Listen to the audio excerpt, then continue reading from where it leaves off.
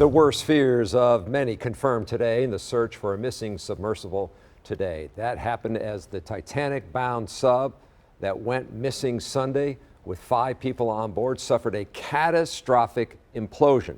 All 5 souls perished. A remotely operated vehicle found the tail cone of the Titan about 1,600 feet away from the bow of the shipwreck.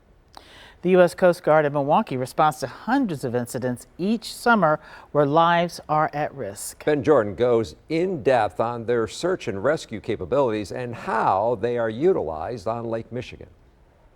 2,000 miles away from where debris of the Titan submersible was found. This is such a tragic event that's happened. Bradley Derflinger with the U.S. Coast Guard's Lake Michigan sector is thinking of his colleagues called to a mission that ended in devastation.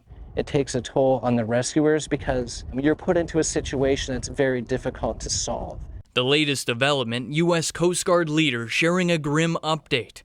The 5 crew members are presumed dead. These are the types of scenarios you hate to say we're on the watch for. The crew was on the way to see the Titanic wreckage, which is 12,500 feet below the ocean's surface.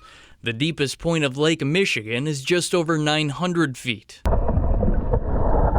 Still, divers go to the depths of our Great Lake to see wrecks like this. There's so many of them, part of Lake Michigan off the shore of Milwaukee has been declared a national marine sanctuary. Wisconsin Maritime Museum Director Kevin Cullen says people explore Lake Michigan underwater as well in submersibles, but nowhere near the lake's maximum depth. There's interest out there for tourism, but also for scientific research to bring people to the shipwrecks that we have right here off of our shoreline. I see that being delayed now. The U.S. Coast Guard Lake Michigan sector responds to around 800 search and rescue missions each year, but those responses remain on the surface of the water.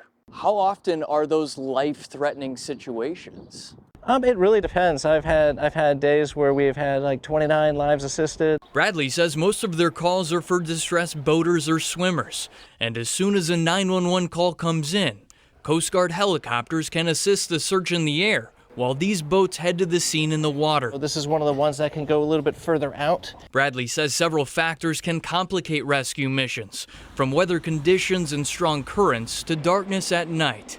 That's why he says it's imperative for boaters to have life jackets for everyone on board or in the water. Your survivability goes way up. And the second thing that you can do is have reliable communications. An important message as summer brings the most people to the massive lake. Reporting in Milwaukee, Ben Jordan, TMJ4 News.